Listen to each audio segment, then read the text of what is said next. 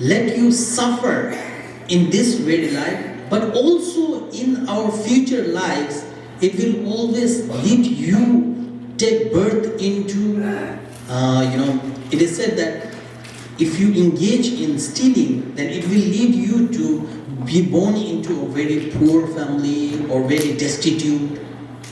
And then if you engage in stealing and harming others, like killing, then it will lead one to be very short-lived in our future lives. And it can also lead, if one has what engage, or if one accumulates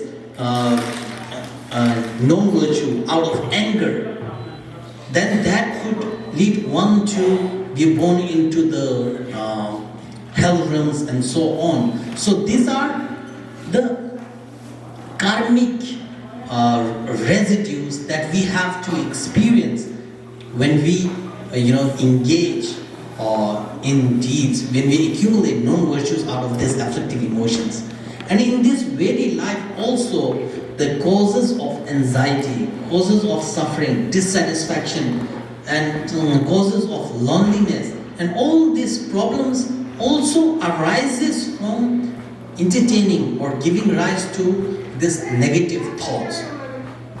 So Buddha said that all these afflictive emotions and these negative thoughts also arises from obscuration or ignorance, ignorant about the reality. So therefore, what Buddha told was, Buddha told us the way to overcome that ignorance. By overcome that ignorance, it is said that our true nature of ourself is very compassionate. Love and compassion are the true nature of our own self. But due to ignorance, we always end up entertaining all these afflictive emotions, isn't it?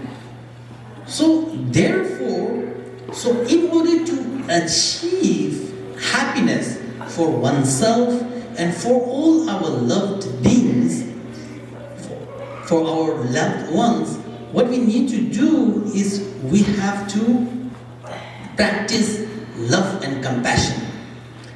We should be, instead of self-centeredness, we should be more altruistic.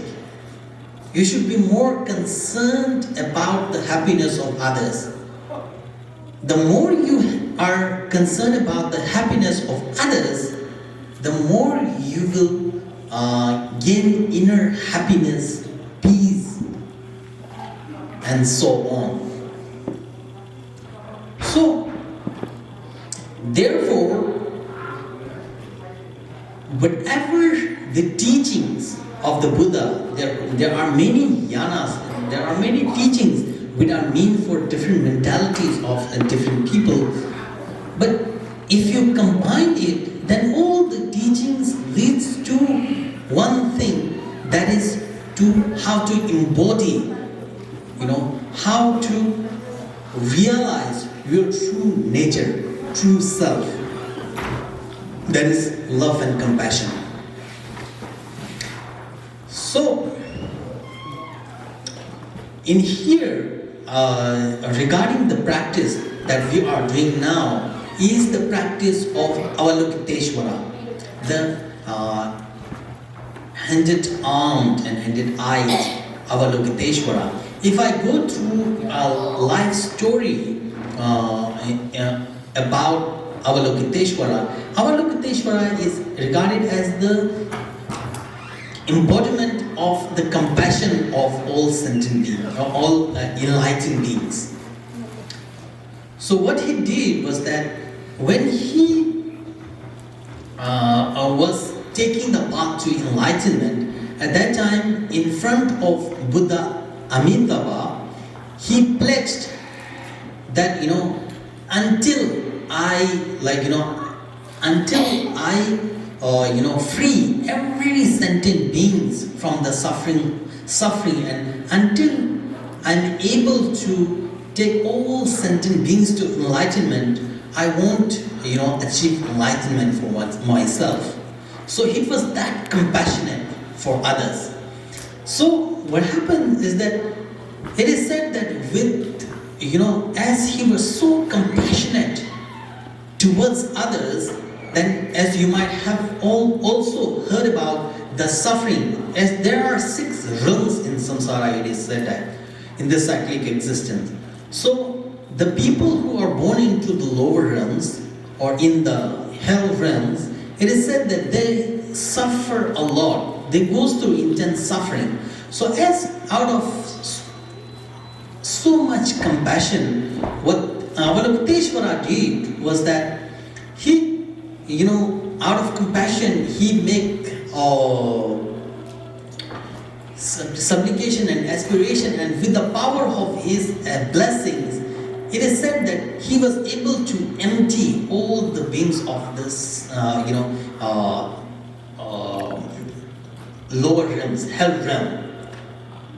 And then after freeing every sentient beings, and then when he looked back, and then again he saw that the hell realm was full of sentient beings once again.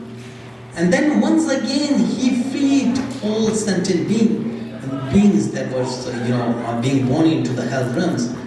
Then once again, after freeing every sentient beings, then once again, it was filled with many sentient beings being born in there.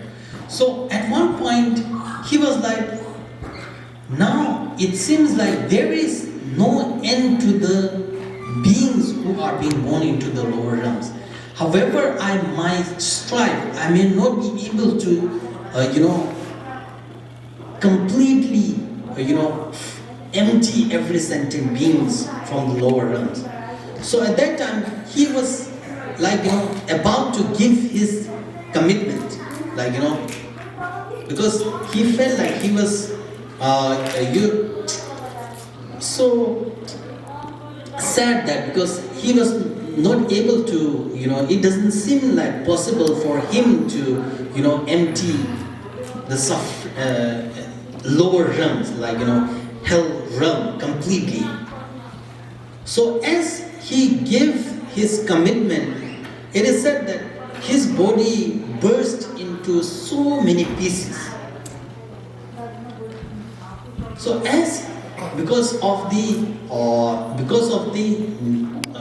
giving up his commitment, because he has committed to lead all the sentient beings to enlightenment, but as he was not able to completely free every sentient being, because there was no limitation to the sentient beings who are so as his body burst into so many pieces, then our Buddha Amitabha appeared and assembled all the pieces of Avalokiteshvara and said that there is no one more compassionate than you, and you must not give up on your commitment.